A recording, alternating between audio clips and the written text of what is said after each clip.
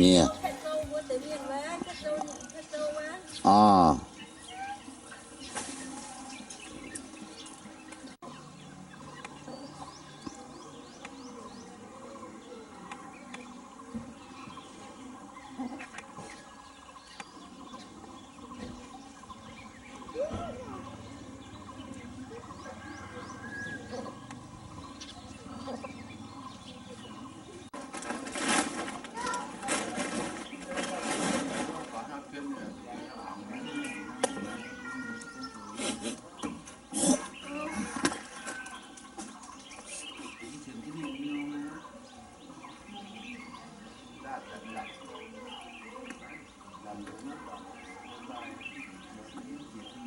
Vâng.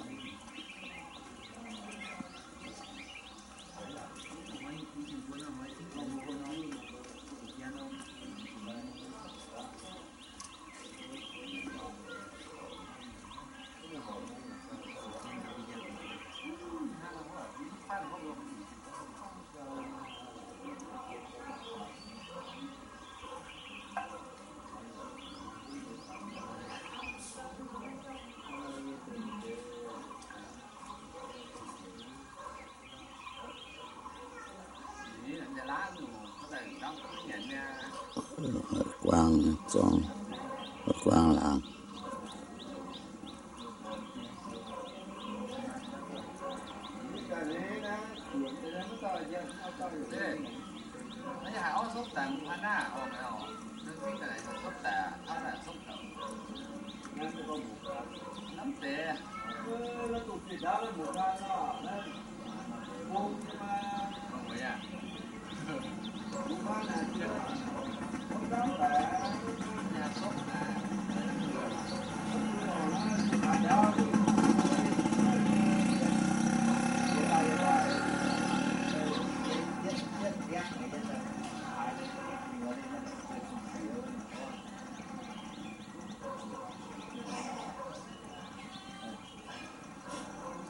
California với mình ba đi hay là nên chọn gì mà thế cho nó cho mình uống cái gì rồi để ta hát rồi này để cái chỉ nhắn phút đồng tụng nhẹ là và cái là ta nhẹ về đó tụng cô tại là việc mình bước khô bên nhà này là tới bên này á cô mới tụng nhẹ này có tụng cô nên tắm tụng lao luôn tụng lu luôn tụng cũng nhạt nữa là ba đi luôn chờ ban chơi giao làm gì luôn thế là nên chân mét là nên với quốc cư là mà đến là yêu mẹ cao bảo cái nó là nó là sọ ba để nè điều tôi nói là nữa nên tìm thấy cáiว่านี้cái đuôi là sốt cái này là tôi nói là nên chỉ tập piang trong piang xí vậy mà giờ nào hồi quang lạng cho thêm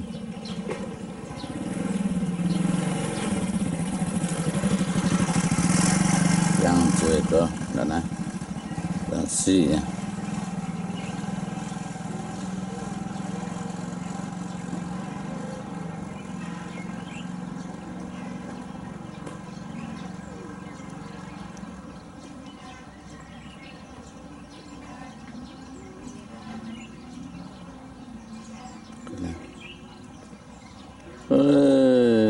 真是啊，这个。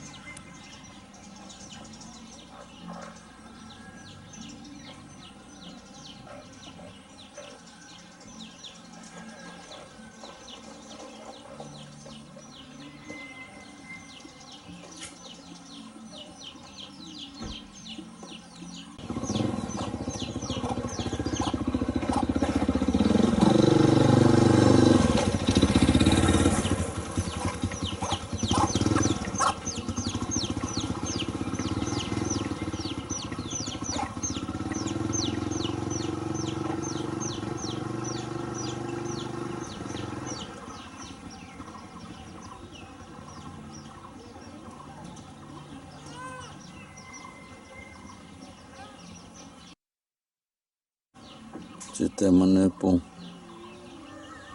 nó lang mình cho mình mà bùng hàng mà kia mình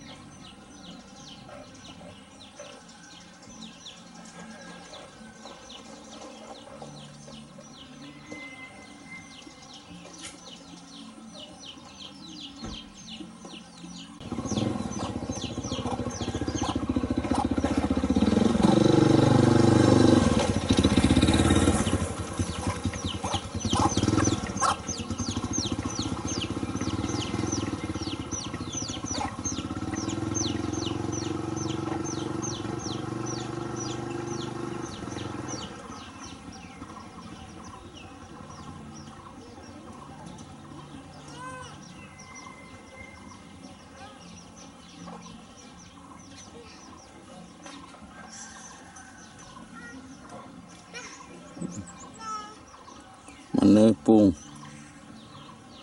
chứ tôi mà nơi bùng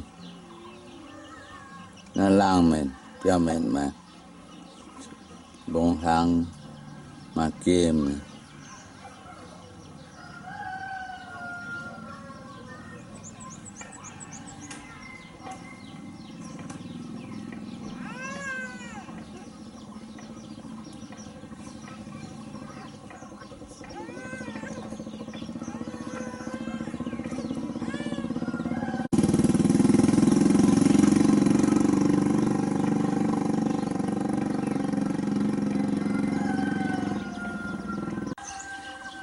cho nên phải quang làng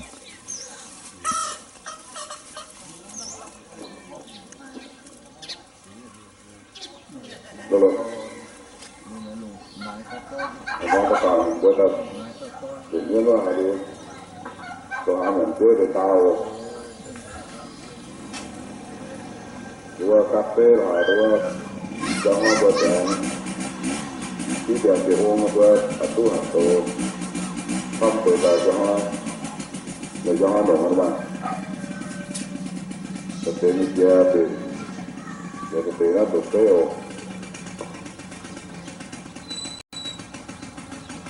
Semua dua ada orang luar ni, siapa kita yang diorang, ada yang punya, ada tak tentang yang angkong itu apa tu, sampai aku tu kapan.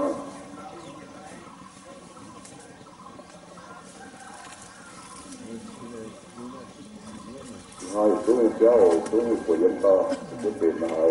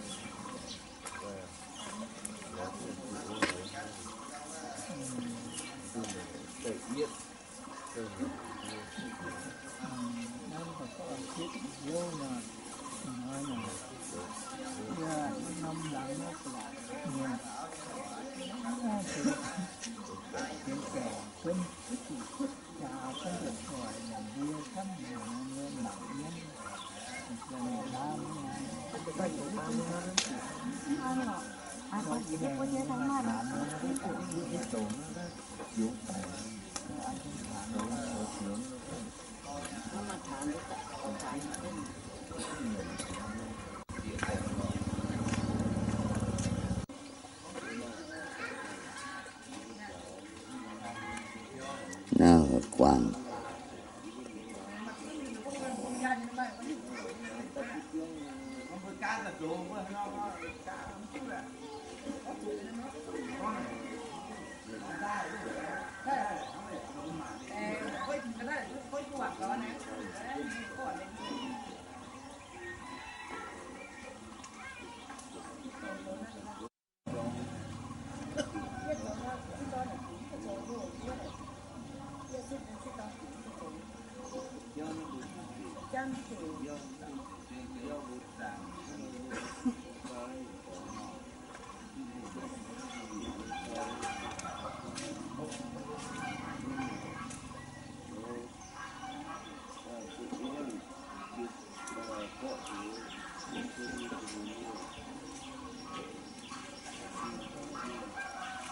u hay là u thì u biết đấy nè đặt tại dân tôi biết u phải biết gì nhá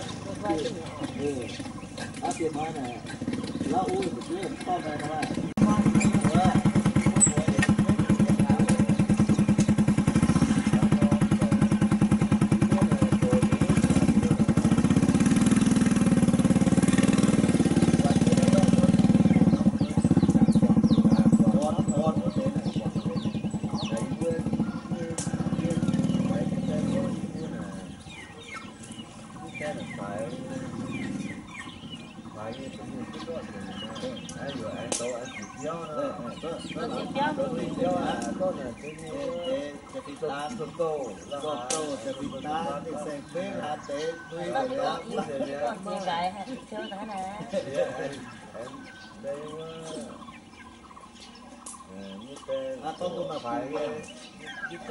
cái nhìn hẳn đi trước đi cô hoàng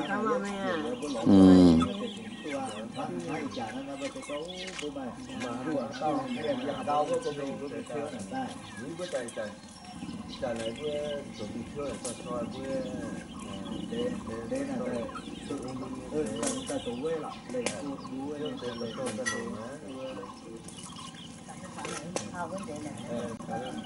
đây là có một tổ là yếu thì xuống thì có bệnh với có phần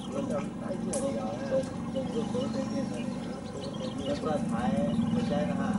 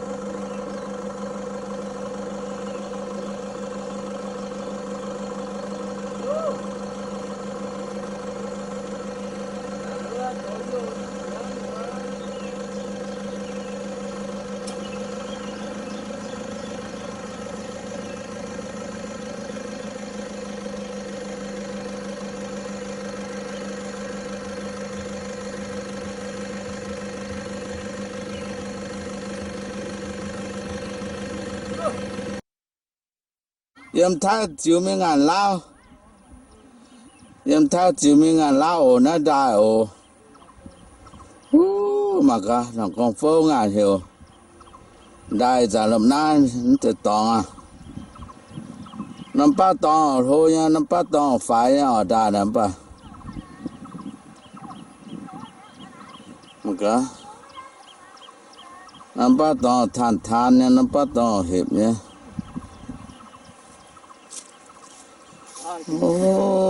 năm ba tòng trang năm ba tòng hiệp năm không phơ mà hiểu thì bây 太帮就出啊，老帮啊，一趟啊，เดิน上วันที่26เห็นน่าจะ10 โมงลงดอมจันทร์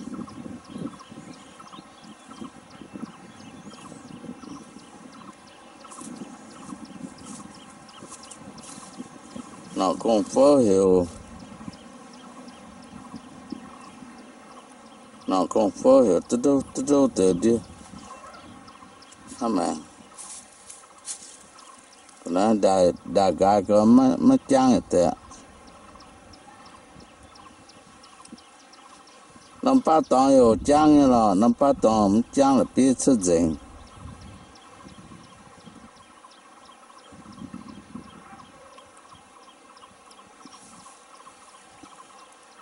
เชื่อดีได้คู่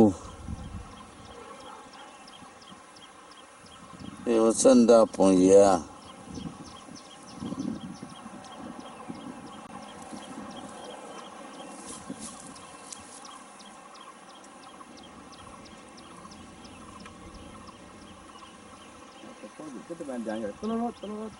嗯。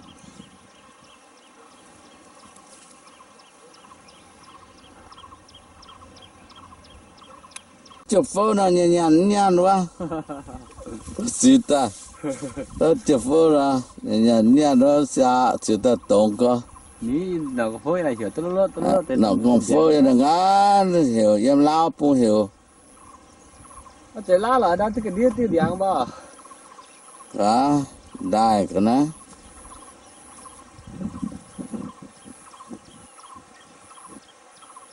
này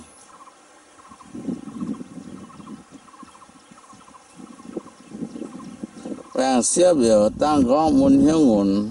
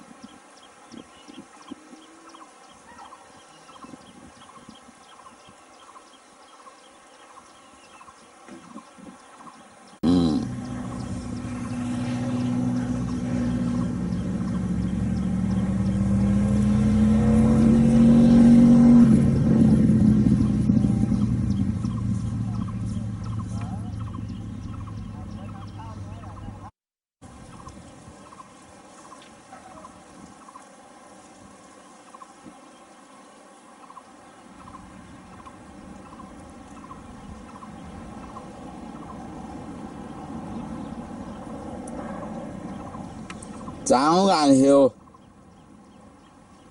hả pan tế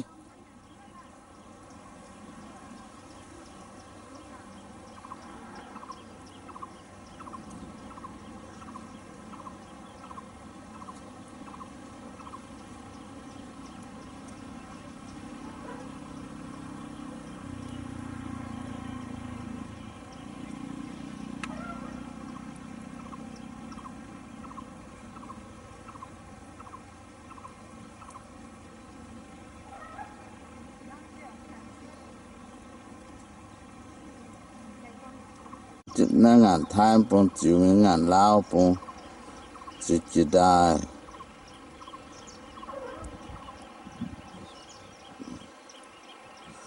เชื่อดีได้คู่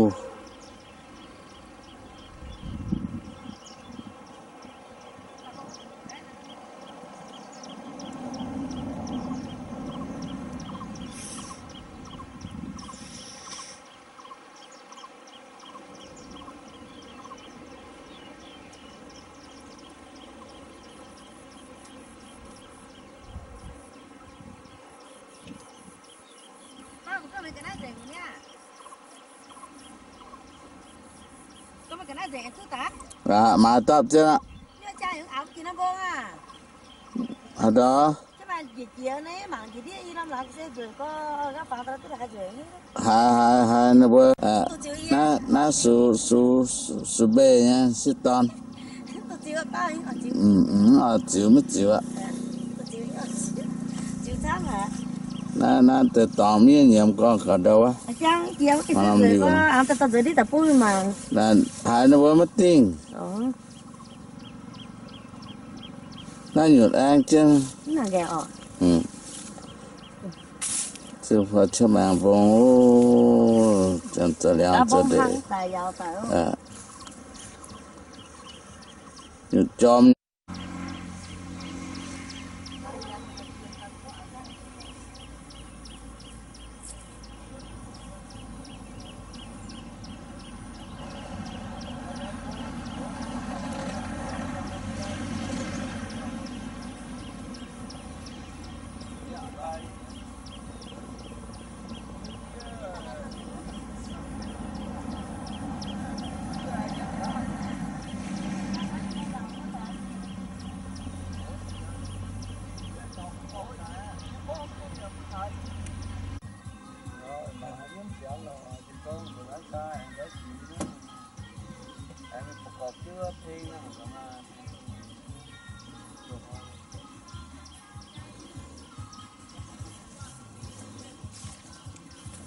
chú nó chặt to cả giờ mẹ à biểuว่าเพลงนี่นะมาก็เพลงตัดเนี่ยนะเนี่ยโคเมียนแต่ตกเนี่ยโคเมียกว่านั้นไม่ดูแต่เรา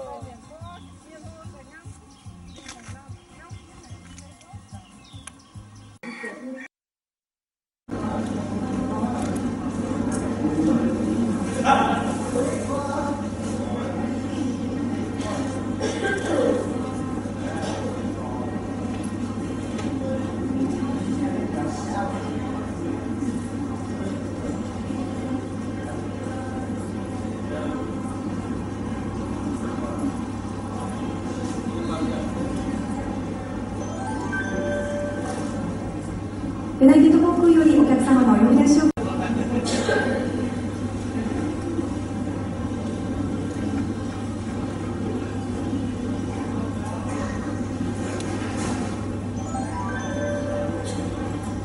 Ladies and gentlemen, United 6 to Houston, the first class cabins have check-in 4. Please board when your boarding book is called. Once again, United 6 to Houston, the first class cabins have check-in 4. Please board when your boarding book is called. ユナイテッド空便ヒューストン行きをアップグレードの前をお待ちのお客様にご案内いたします。本日のファーストクラスはあいにく満席となりました。現在お持ちのお座席にてご搭乗くださいませ。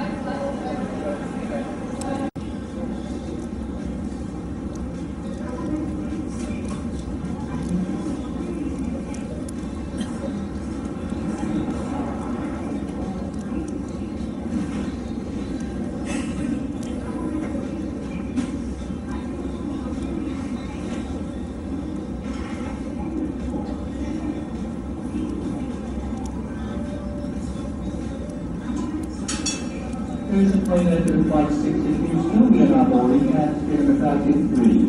As a result of the Houston International Extra, the Projovan Chronology of Guidance. 特に9回キロレベルでしたら33番上口までお進みくださいませ。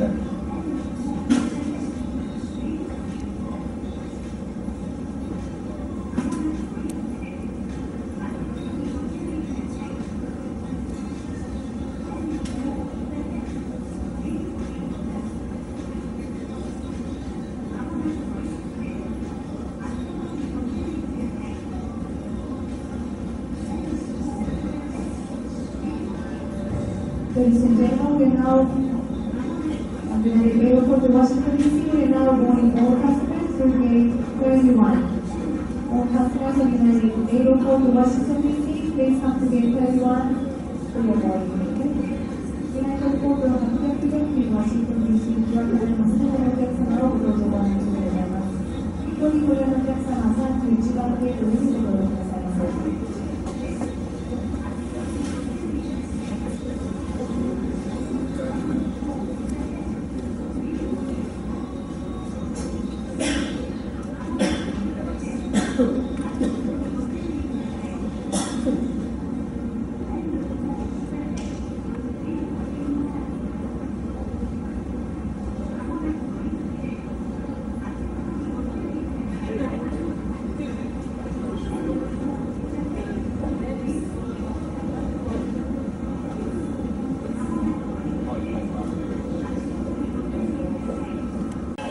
This is a final boarding call for United Airlines 804 to Washington. Customer Al-Wari, customer Al-Wari, the customer David, customer David, the customer Dylan, customer Dylan Wick.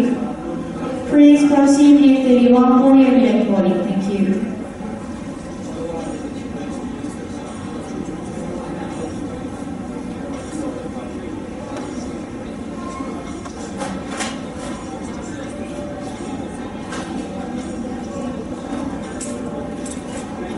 This is your final boarding opportunity for United Flight 6 to Houston at 3:30. The total will be Houston, the Royal Extra, and the National Royal Extra.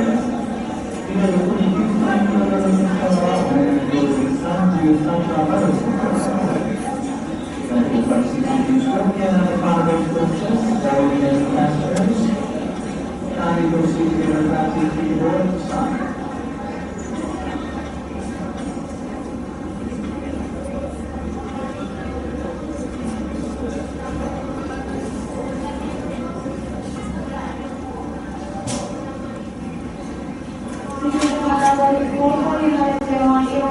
Washington, D.C., customer David, customer Lester, David, customer Jared, customer Rick, Jared.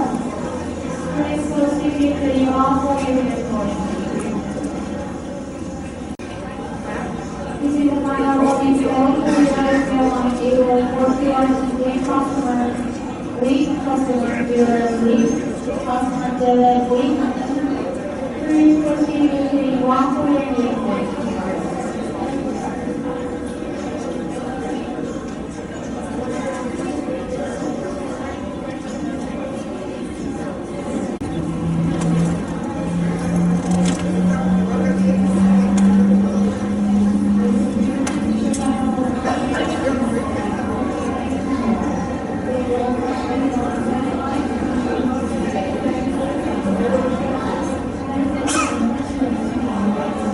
Thank you.